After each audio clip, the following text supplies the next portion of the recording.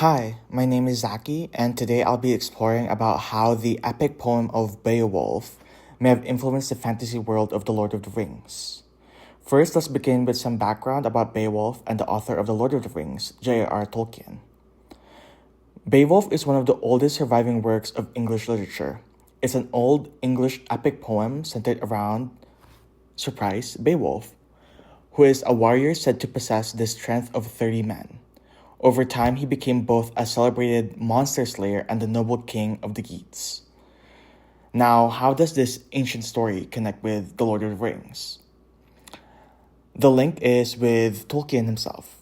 While everyone knows him as the author of Lord of the Rings, he was actually also a philologist, which is an expert in the study of language and literature. He actually specialized in Old English, especially with the works of the Anglo-Saxon during the Middle Ages. Beowulf was one of his greatest academic passions. He studied it extensively and even translated it. His deep familiarity with his work influenced how much of his world building and storytelling. With that context in mind, let's look at the first part of Beowulf. The story begins with King Hrothgar, a descendant of the Great Skald, who constructs this magnificent mead hall called Heorot in the lands of the Danes. This hall becomes a symbol of joy, unity, and prosperity for the Danes. But the monstrous Grendel was enraged and jealous of their happiness, so he attacks Heorot at night, killing sleeping warriors. Its reign of terror lasts for 12 years, driving the Danes to desperation. They start sacrificing and praying to gods, as well as trying to fight back against the monster. But all their prayer and efforts to stop Grendel fails. However, Beowulf, a Thane of the Geats, who hears their sorrow and circumstances, he decides to travel across the sea to offer his help. When he arrives, the Danes are initially suspicious of him, but they eventually welcome him. After a feast in Heorot, Beowulf awaits Grendel. That night, like for the past 12 years, Grendel attacks. But this time, Beowulf is ready. He grapples with the monster barehanded, fatally wounding him, and Grendel tries to flee back to his den, where he succumbs to his injuries. The Danes rejoice and honor Beowulf as a hero. At first glance, the connection between Beowulf and the Lord of the Rings may not seem so obvious. But Tolkien borrowed heavily from its themes, character archetypes, and even certain narrative structures. In fact, the term Middle-earth itself appears in Beowulf a couple of times.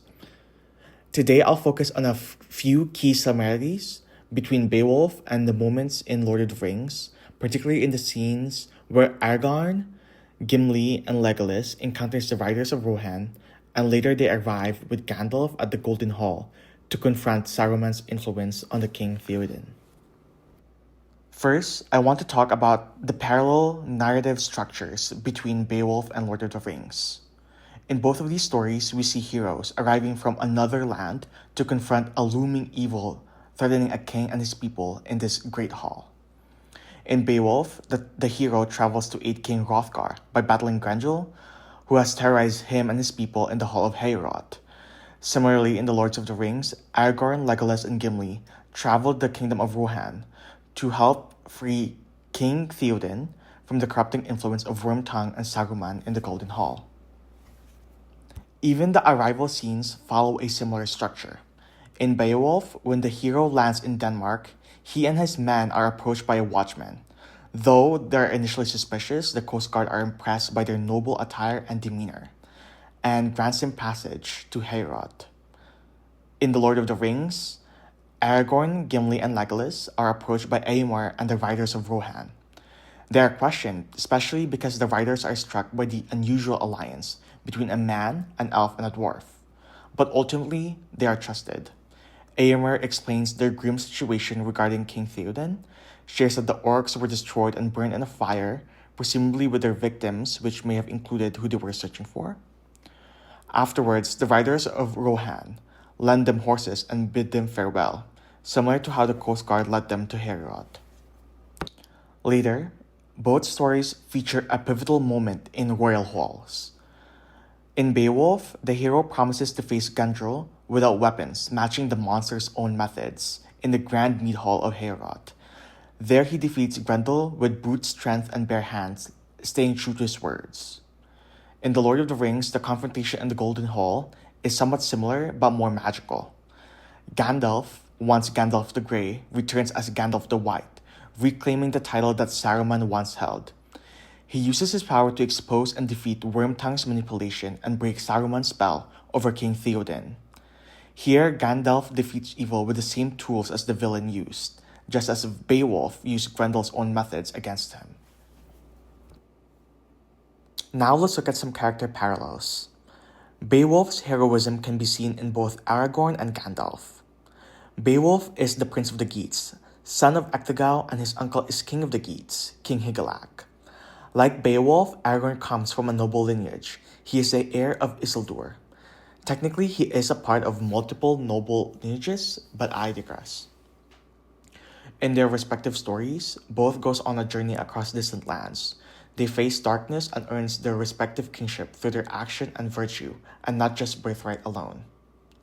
Beowulf travels to the land of the Geats, to the land of Danes, and vanquishes Grendel.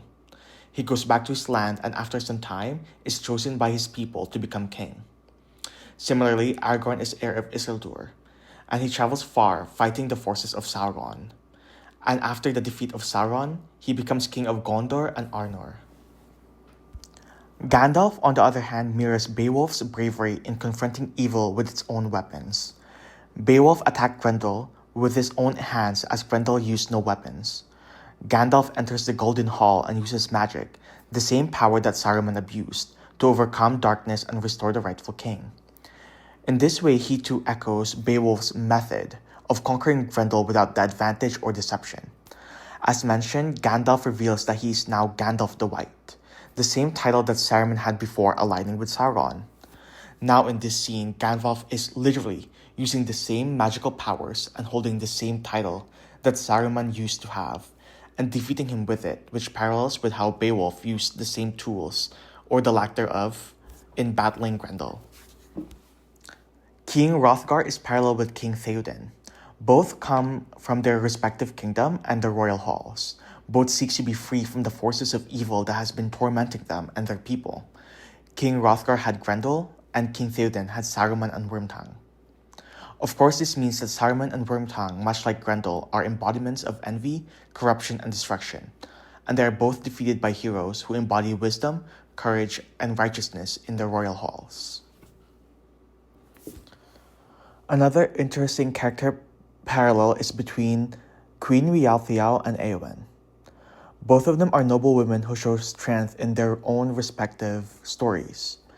Wealhtheow brings wisdom and order in Beowulf in a traditional way, while Éowyn does somewhat similarly in The Lord of the Rings, but she also breaks those traditions because she goes into battle. Despite their different roles, both embody courage, honor, and the power of noble women to shape their worlds. So, why does this connection matter? Tolkien didn't just borrow names or ideas from Beowulf. He absorbed its structures, its values, and its sense of heroic storytelling. By doing so, he kept ancient traditions and ideas alive within a modern story. Themes like loyalty, honor, and strength and sacrifice were so vital to Beowulf and are now reborn in Lord of the Rings. It shows that old stories just don't fade away, instead they evolve and find new life in the hands of storytellers like Tolkien.